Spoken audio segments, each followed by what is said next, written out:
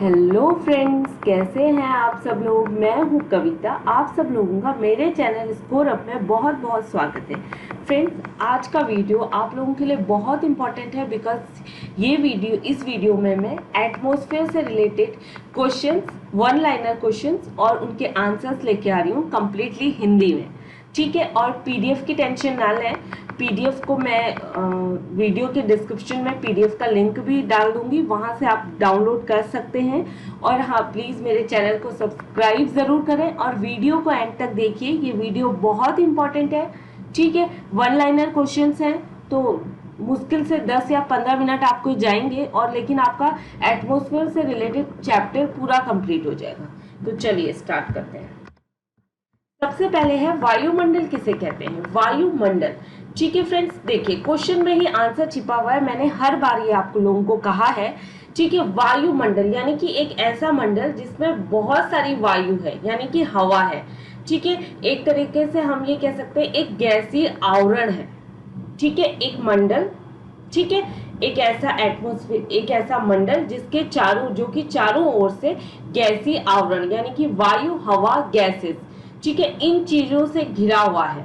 तो that is called the वायुमंडल। यानी कि वायु और मंडल को डिवाइड कर दीजिए तो आपको क्लियर हो जाएगा। मंडल कोई ऐसी चीज, ठीक है, एक ऐसा मंडल जो कि जहां पे गैसेस यानी कि वायु जो कि उसके चारों तरफ मौजूद है। ठीक है, अब हम जाते हैं अकॉर्डिंग टू बुक कि इसकी परिभाषा क्या हो सकती है। तो परिभाषा क्या है कि धरती के चारों ओर मौजूद गैसीय आवरण को वायुमंडल कहते हैं। यानी कि वो धरती जहां पर हम रहते हैं उसके चारों ओर एक गैसीय आवरण मौजूद है जिसको हम वायुमंडल कहते हैं। गैसीय आवरण यानी कि वो आवरण जिसमें जिसमें कि आप सांस लेते हैं। जैसे आप ऑक्सीजन लेते हैं और आप CO2 को छोड़ते हैं, कार्बन डाइऑक्साइड को छोड़ते हैं, तो दैट इज कॉल्ड द वायुमंडल। ठीक है ना, प्रैक्टिकली चीजों को ना प्रैक्टिकली देखिए, जियोग्राफी हो गया, साइंस हो गया, ठीक है, ये चीजें आप प्रैक्टिकली जो आपकी डे टू डे की लाइफ में यूज हो रही है, डेली लाइफ में, तो उनसे प्रैक्टिकली सीखने की कोशिश कीजिए। तो ठीक है ना, वो ज्यादा अच्छा रहता है, ज्यादा समझ आता है। ठीक है, तो चलिए आगे बढ़ते हैं। वायुमंडल में कई तरह की गैसों का मिश्रण है। यानी कि सिर्फ ऐसा नहीं है कि कार्बन डाइऑक्साइड और ऑक्सीजन ही है, उसके अलावा भी बहुत सारी गैसें हैं जिनका मिश्रण है वायुमंडल में। ठीक है, गैसों के अलावा वायुमंडल में जल वाष्प भी है और धूल के कण भी मौजूद हैं। ठीक है, वायुमंडल में कितना प्रतिशत नाइट्रोजन होता है। मोस्ट इंपॉर्टेंट क्वेश्चन, जो कि कितना प्रतिशत है, 78.07%। ठीक है, वायुमंडल में कितना ऑर्गन होता है, 0.93%।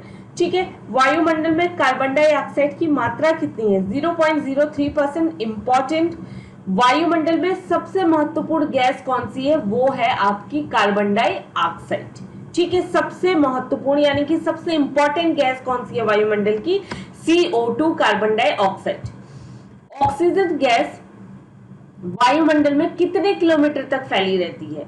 ठीक है, तो ये है आपका 64 किलोमीटर तक फैली रहती है। इंपॉर्टेंट क्वेश्चन, किस गैस को जीवन दायिनी मानते हैं, तो किसको मानते हैं, ऑक्सीजन, क्योंकि ऑक्सीजन जितने भी मानव, ठीक है, मानव हम कह सकते हैं या जीव जंतु हैं वो सारा ऑक्सीजन ही लेते हैं, राइट। ठीक है, तो इसलिए जीवन दायिनी हम किसे मानते हैं, ऑक्सीजन को। वायुमंडल में ऑक्सीजन की मात्रा कितने प्रतिशत है, तो वो है 20.99%। ठीक है, कौन सी गैस के अभाव में हम ईंधन नहीं जला सकते, तो वो ऑक्सीजन ही है। ठीक है, ईंधन इन द सेंस कि आप चूल्हा जलाते हैं, खैर अब तो चूल्हा नहीं जलता है, अब तो गैस आ गई। ठीक है, पहले जमाने में जब चूल्हा, आज भी गांव घरों में, पहाड़ों में चूल्हा जलता है, तो वो तब तक नहीं जल सकता जब तक कि ऑक्सीजन नहीं होगी। ठीक है, वायुमंडल में नियॉन गैस की मात्रा कितनी है, 0.0018%।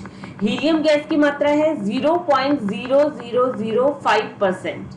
ठीक है, नेक्स्ट है ओजोन गैस की मात्रा कितनी है, तो ओजोन गैस की मात्रा देखिए 0.000001%।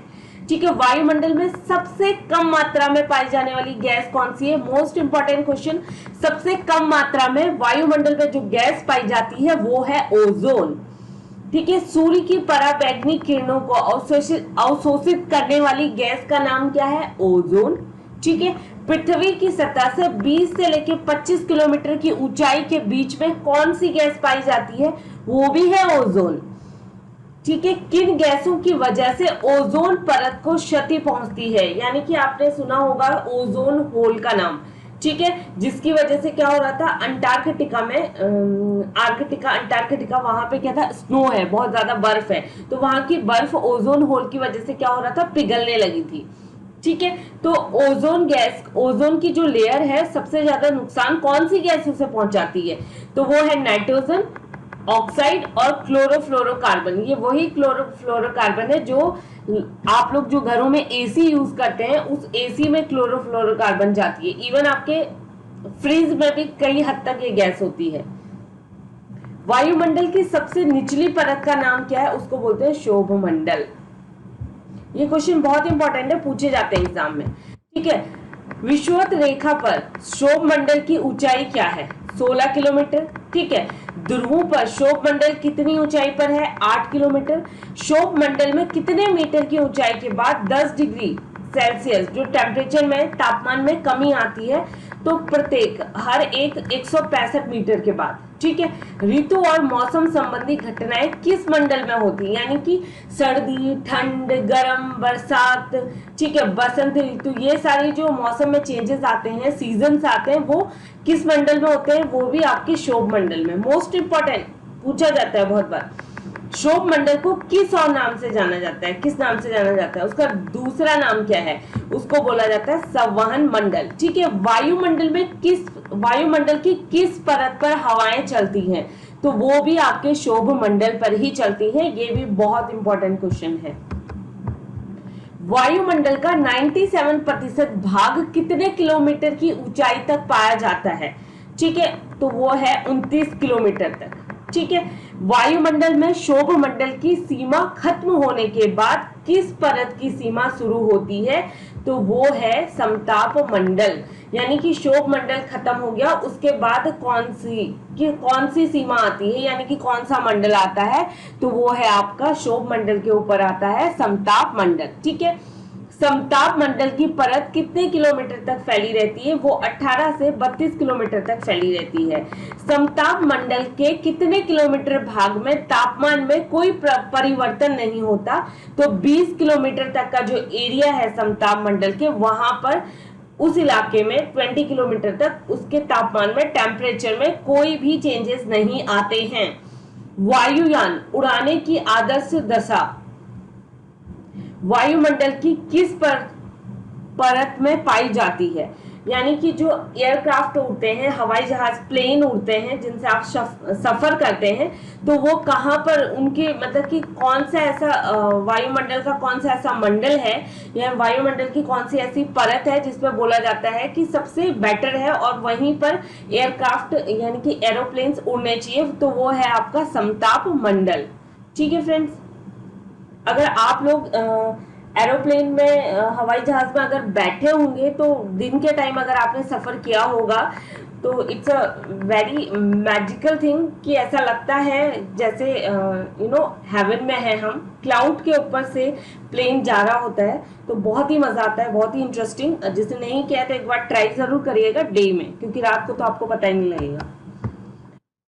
ध्रुवों पर वायुमंडल की किस परत की मोटाई सबसे अधिक होती है? वो है समताप मंडल की। ठीक है, मदर ऑफ पर्ल क्लाउड यानी कि भूलाभ मेघ किसे कहा जाता है? समताप मंडल में कभी कभी विशेष प्रकार के मेघों का निर्माण होता है, जिन्हें भूलाभ मेघ यानी कि मदर ऑफ पर्ल क्लाउड भी कहते हैं। ठीक है, इंपॉर्टेंट क्वेश्चन। धरातल से 32 से लेकर 60 किलोमीटर के बीच वायुमंडल की कौन सी परत होती है? तो उसको बोलते हैं ओजोन मंडल। आपसे पूछा जा सकता है कि ओजोन मंडल धरातल से कितने किलोमीटर की डिस्टेंस में होती है? तो 32 से लेकर 60 किलोमीटर के बीच में। ठीक है, धरातल से यानी कि धरती से ओजोन मंडल होता है। पृथ्वी की सुरक्षा कवच किसे कहते हैं? ओजोन मंडल को। ठीक है, ओजोन परत की मोटाई मापने के लिए कौन सी इकाई का प्रयोग किया जाता है? वो है डाप्सन इकाई। मोस्ट इंपॉर्टेंट, डाप्सन इकाई। वायुमंडल में किसकी ऊंचाई 60 किलोमीटर से लेकर के 640 किलोमीटर तक होती है, वो है आयन मंडल। ठीक है, रेडियो तरंगें किस परत पर पाई जाती है, वो है आयन मंडल। मोस्ट इंपॉर्टेंट क्वेश्चन, रेडियो तरंग किस परत पर पाई जाती है, आयन मंडल। और आयन मंडल की ऊंचाई कितनी होती है, 60 किलोमीटर से लेकर 640 किलोमीटर तक। ठीक है, जो टेलीफोन, रेडियो, टेलीविजन या रडार के लिए जो वायुमंडल की कौन सी परत जिम्मेदार है, यानी कि ये सारे नेटवर्क कौन सी परत से आते हैं, ठीक है, वो है आयन मंडल। इंपॉर्टेंट क्वेश्चन, ठीक है, वायुमंडल में 640 किलोमीटर के ऊपर के भाग को क्या कहा जाता है, उसे कहा जाता है बाह्यमंडल। ठीक है, बाह्यमंडल में किस गैस की प्रधानता होती है, तो वहां पर यानी कि 640 किलोमीटर तक तो आपका आ जाता है आयन मंडल। उसके बाद 640 किलोमीटर यानी कि धरातल से 640 किलोमीटर उसके ऊपर का इलाका जो होता है उसको बाह्यमंडल कहा जाता है। उस बाह्यमंडल में हाइड्रोजन और हीलियम गैस होती है। ठीक है, सूर्य तप क्या है, सूर्य से पृथ्वी तक पहुंचने वाली सौर विकिरण ऊर्जा को सूर्य तप कहा जाता है। यहाँ ऊर्जा लघु तरंग दैर्घ्य यानी कि शॉर्ट वेव लेंथ के रूप में सूर्य से पृथ्वी तक पहुंचती है। बहुत इंपॉर्टेंट क्वेश्चन है, वीडियो को एंड तक देखिएगा और मेरे चैनल को सब्सक्राइब जरूर करें। वायुमंडल की बाहरी सीमा पर सूर्य से प्रति मिनट प्रति वर्ग सेंटीमीटर कितनी ऊष्मा मिलती है, तो प्रति मिनट प्रति वर्ग सेंटीमीटर 1.994 कैलोरी ऊष्मा मिलती है। ठीक है, एल्बिडो किसे कहते हैं, किसी भी सतह को प्राप्त होने वाली सूर्य तप की मात्रा और उसकी सतह से परावर्तित की जाने वाली सूर्य तप की मात्रा के बीच के अनुपात को एलिब्डो कहते हैं। ठीक है, इंपॉर्टेंट क्वेश्चन है कि एलिब्डो किसे कहा जाता है, तो एलिब्डो का मतलब ये है कि जब पृथ्वी की सतह पर सूर्य तप की पृथ्वी की सतह पर, ठीक है, जो प्राप्त होती है सूर्य तप की मात्रा और उसके बाद उसी सतह से, जिस सतह पर आई उसी सतह से परावर्तित की जाने वाली सूर्य तप की मात्रा के बीच जो रेशियो होता है, अनुपात होता है, उसी को एलिब्डो कहते हैं। तापमान किसे कहते हैं, भूतल से करीब 1 मीटर ऊपर स्थित वायु की गर्मी को उस स्थान का तापमान कहा जाता है। ठीक है, यानी कि भूतल से करीब 1 मीटर की ऊपर स्थित वायु की गर्मी को उस स्थान का तापमान कहा जाता है। ठीक है, आपने देखा होगा टेम्परेचर नापते हैं, न्यूज में बताते हैं इस इलाके का तापमान इतना है, इसका इतना है, तो वो इसी बेस पे बताते हैं। दैनिक तापांतर क्या है, किसी स्थान पर किसी एक दिन के अधिकतम व न्यूनतम तापमान के अंतर को वहां का दैनिक तापांतर कहते हैं। यानी कि किसी पर्टिकुलर स्थान को ले लीजिए, वहां पर उस दिन के मैक्सिमम टेम्परेचर जो रहा और मिनिमम टेम्परेचर जो रहा, उसके बीच का जो डिफरेंस है, उस डिफरेंस को बोला जाता है दैनिक तापांतर। ठीक है, ताप में आए इस अंतर को ताप परिसर भी कहा जाता है। ठीक है, उसे ये भी कहते हैं। ठीक है, नेक्स्ट है वार्षिक तापांतर क्या है, जैसे दिन और रात के तापमान में अंतर होता है, उसी प्रकार ग्रीष्म और शीत ऋतु के तापमान में भी अंतर होता है। जैसे कि दिन का टेम्परेचर ज्यादा होता है, रात का टेम्परेचर क्या होता है, कम होता है, तो दिन और रात का जो तापमान है, टेम्परेचर है, उसमें क्या डिफरेंस आता है। तो सेम वार्षिक तापांतर का मतलब भी वही है। उसी तरीके से गर्मी में और सर्दी में दोनों के तापमान में क्या होता है, डिफरेंस होता है। किसी स्थान के सबसे ठंडे महीने और सबसे गर्म महीने के मध्यमान तापमान को वार्षिक तापांतर कहते हैं। यानी कि किसी भी स्थान का एक सबसे ठंडा महीना कौन सा रहा होगा और सबसे गर्म महीना कौन सा रहा होगा, उसके बीच का जो टेम्परेचर होता है, जो मध्यमान तापमान होता है, उसी को हम वार्षिक तापांतर कहते हैं। ठीक है, विश्व में सबसे अधिक वार्षिक तापांतर यानी कि 65.50 डिग्री सेल्सियस किस जगह का है, वो है साइबेरिया स्थित बर्खोयास्क नामक स्थान पर। ठीक है, मोस्ट इंपॉर्टेंट पूछा जा सकता है।